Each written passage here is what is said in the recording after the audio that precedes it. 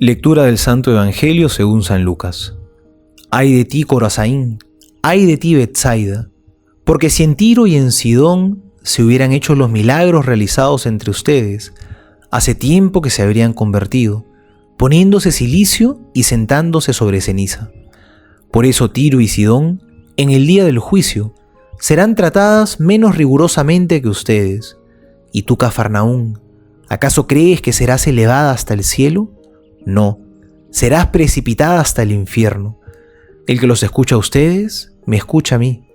El que los rechaza a ustedes, me rechaza a mí. Y el que me rechaza, rechaza a aquel que me envió. Palabra del Señor, gloria a ti, Señor Jesús. Definitivamente seguir los pasos del Señor no siempre va a ser muy gratificante. No siempre a Jesús y a sus discípulos los recibieron bien. Por ejemplo, lo vemos cuando Jesús recomienda a sus discípulos que si no los reciben en una aldea, se sacudan el polvo de los pies y marchen a la siguiente aldea. En Samaria hace poco no los habían querido recibir y en Jerusalén le esperaban cosas peores, que terminarían con la muerte de Cristo. Y Jesús menciona en este Evangelio 3 ciudades en las que Jesús obró maravillas, pero por la dureza de su corazón no quisieron convertirse. Quizá estaban muy acostumbrados a ver a Jesús, estaban acostumbrados a sus bondades y a sus milagros. Se olvidaron que la vida cristiana también es misión, es salir de uno mismo, significa servir a los demás. Y Jesús hizo de todo, pero ellos no quisieron dar un paso más y se quedaron estancados. No hubo una verdadera conversión. No nos acostumbremos a las bondades de Dios. La conversión es una tarea que no acaba nunca. No nos vayamos a acomodar en nuestros sillones. No nos aburguesemos en nuestro combate espiritual ni en nuestra vida de fe, porque el que no está avanzando ya está retrocediendo. Y finalmente Cristo termina con la sentencia: el que los escucha a ustedes, me escucha a mí. No dejemos de escuchar a la Iglesia, porque no se puede creer en Dios y negar a la Iglesia, a los enviados del Señor. El Señor sigue actuando por medio de nosotros y nos invita constantemente a la conversión. Soy el Padre Juan José Paniagua y les doy mi bendición en el nombre del Padre y del Hijo y del Espíritu Santo. Amén.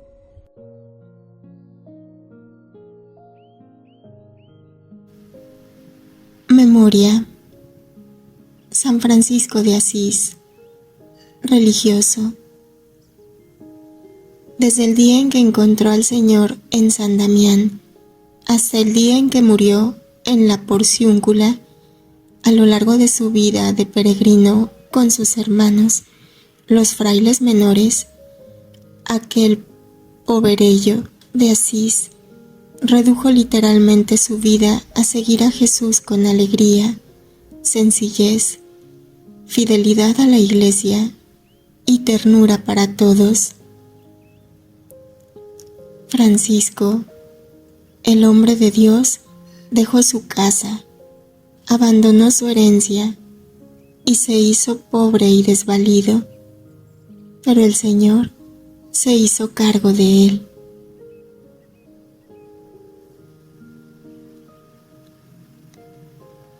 La verdadera enseñanza que transmitimos es lo que vivimos, y somos buenos predicadores cuando ponemos en práctica lo que decimos.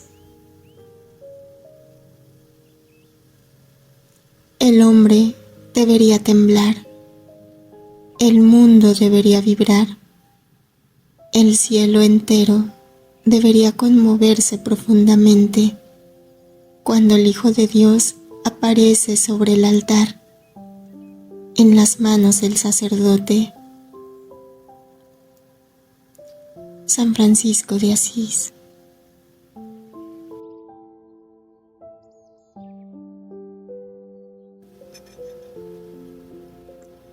Comentarios y meditaciones desde la tradición de la Iglesia. San Francisco de Sales, obispo. Sermón: la fuente de la incredulidad. Quien a vosotros rechaza, a mí me rechaza. Si en Tiro y en Sidón hubieran sido hechos los milagros que en vosotros se han hecho, tiempo hace que hubieran hecho penitencia. La gran fuente de incredulidad son el orgullo y la vanidad. Es propio de orgullo arrastrar a las almas a toda clase de males, pero sobre todo a aquellos que nos hacen aferrarnos de tal modo al propio juicio que nos obstinamos en no someterlo a nadie por autoridad que pueda tener sobre nosotros. Esta vanidad de estimar tanto el propio juicio lleva a la incredulidad y a desestimar el juicio de los demás, y nos hace razonar así: ¿por qué he de sujetarme a creer que lo que me dicen es cierto? ¿Es que yo no entiendo y no sé como los demás? Dios mío, ¿en qué peligro están las almas que se dejan llevar así por su propio juicio, estimándolo tanto? Porque la pasión nos lleva hasta la obstinación. Es cierto que nuestra fe no es palpable y que no depende de los sentidos. Es un don de Dios que Él infunde en el alma humilde, porque la fe no habita en quien está lleno de orgullo. Hay que tener humildad para recibir ese rayo de luz divina, que es don puramente gratuito. Escuchad cómo hablaba el Salvador a los fariseos. ¿Cómo vais a poder creer vosotros que estáis hinchados de vanagloria y de propia estima? Es un gran mal el dejarse arrastrar de esta forma, porque los teólogos enseñan que cuando cedemos a las pasiones, ellas nos conducen hasta el pecado. Tener las pasiones agitadas no es pecado, pero es cosa muy diferente seguir los sentimientos de ellas. Por ejemplo, despecharse y obstinarse después. Eso sí que es pecado. Y es así. ¿Por qué? Para que así veamos la infinita misericordia de Dios, comparándola con la miseria del pecador. En efecto, dice la Escritura, que Dios hace su trono de nuestra miseria. Salmos 92 y 137.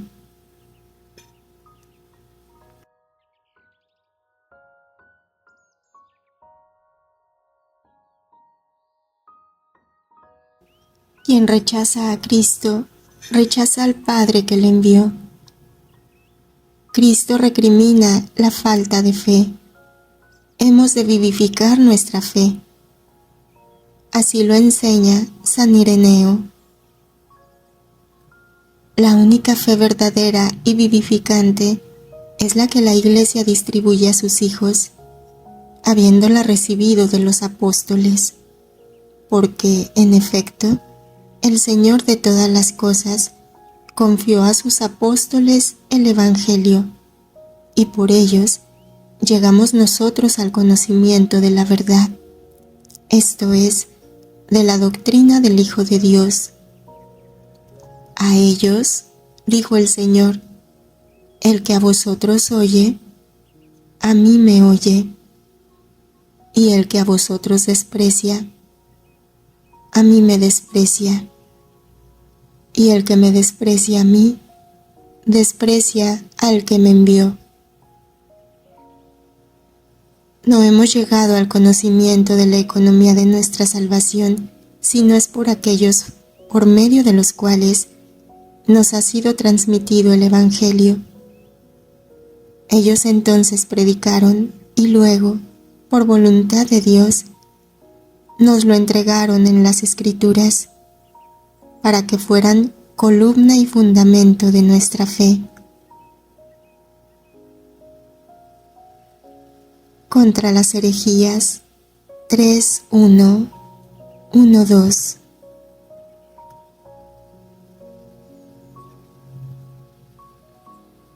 Con el Salmo 138 decimos: Guíame, Señor, por el camino eterno. Señor, tú me sondeas y me conoces. De lejos penetras mis pensamientos. Distingues mi camino y mi descanso. Todas mis sendas te son familiares. Si escalo el cielo, allí estás tú. Si me acuesto en el abismo, allí te encuentro. Donde quiera que vaya, allí está Dios. ¡Qué alegría! Él es mi salvación.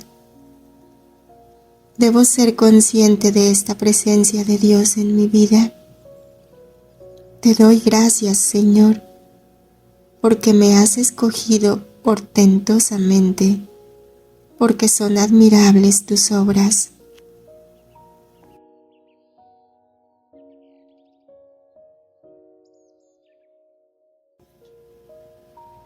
No endurezcan su corazón.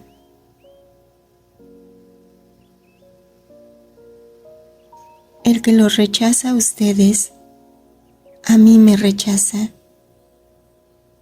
Y el que me rechaza a mí, rechaza al que me ha enviado.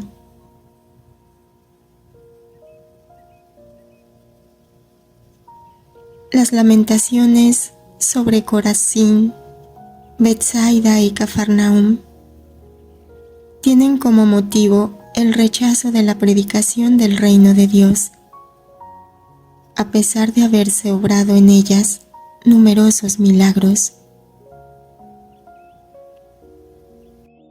El heraldo del Evangelio es representante de Jesús, como Jesús lo es de Dios. Esta palabra la debió haber repetido Jesús en muchas y diferentes ocasiones.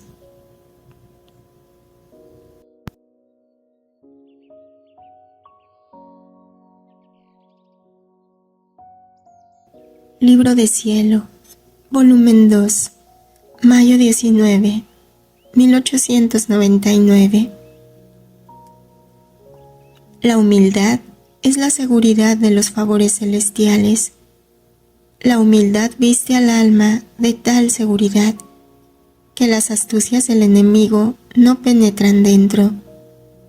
La humildad pone a salvo todas las gracias celestiales, tanto que donde veo la humildad, hago correr abundantemente cualquier clase de favores celestiales. Por eso no quieras inquietarte por esto, sino con ojo simple, mira siempre en tu interior si estás investida por la bella humildad, y de todo lo demás no te preocupes. Yo me comunico a los humildes y a los sencillos, porque pronto creen en mis gracias y las tienen en gran estima, aunque sean ignorantes y pobres. Pero con estos otros que tú ves, yo soy muy reacio, porque el primer paso que acerca el alma a mí es el creer. Entonces sucede que estos, con toda su ciencia, doctrina y hasta santidad, no prueban nunca un rayo de luz celestial. Esto es, caminan por el camino natural y jamás llegan a tocar ni siquiera por un momento lo que es sobrenatural. Esta es también la causa de por qué en el curso de mi vida mortal no hubo ni siquiera un docto, un sacerdote, un poderoso en mi seguimiento, sino todos ignorantes y de baja condición, porque mientras más humildes y simples, son también más fáciles de hacer grandes sacrificios por mí.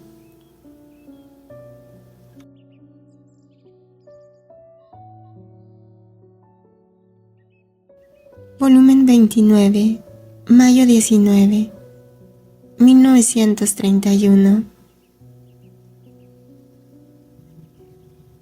Supón que si hubiera sabido por los grandes del mundo, por los doctores y sacerdotes, antes de que fuera madre del Verbo, que fuera aquella, que ella era la madre del futuro Mesías, le habrían hecho una guerra encarnizada. Ninguno lo habría creído. Habrían dicho: ¿es posible que no haya habido ni haya mujeres en Israel? ¿Que debía ser esta pobre la madre del Verbo eterno? Había una Judith, una Esther y tantas otras. Por eso ninguno lo habría creído y habrían puesto dudas y dificultades sin número. Si pusieron dudas sobre mi divina persona, de no creerme que yo fuera el Mesías suspirado, y muchos llegan a no creerme todavía que yo descendí sobre la tierra, a pesar de que yo hice muchos milagros, de inducir a los más incrédulos a creerme. ¡Ay! Cuando en los corazones entra la dureza, la obstinación, se vuelven incapaces de recibir ningún bien. Las verdades, los mismos milagros están para ellos como muertos y sin vida. Por eso, mucho más de la Madre Celestial, que nada de milagroso se veía en su exterior. Ahora, hija mía, escúchame. Las dudas más serias, las dificultades más graves que han encontrado en tus escritos son propiamente estas, que yo te he dicho que te llamaba a vivir en el reino de mi divina voluntad, dándote la misión especial y única de hacerla conocer, a fin de que, como yo mismo dije en el Pater Noster, y la Santa Iglesia lo dice hasta ahora, venga tu reino, esto es, que tu voluntad se haga como en el cielo, así en la tierra.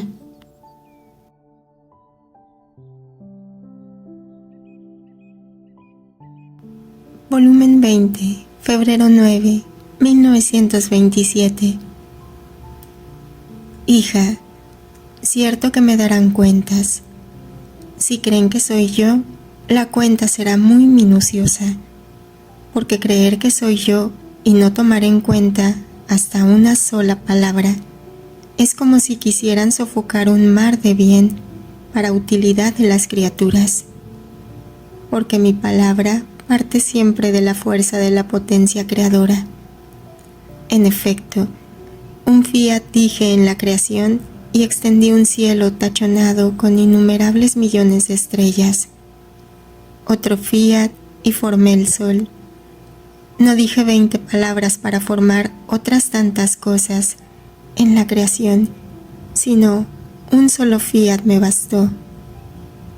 Ahora, mi palabra contiene aún su potencia creadora, y no pueden saber si mi palabra está dirigida a formar un cielo, una estrella, un mar, un sol para las almas.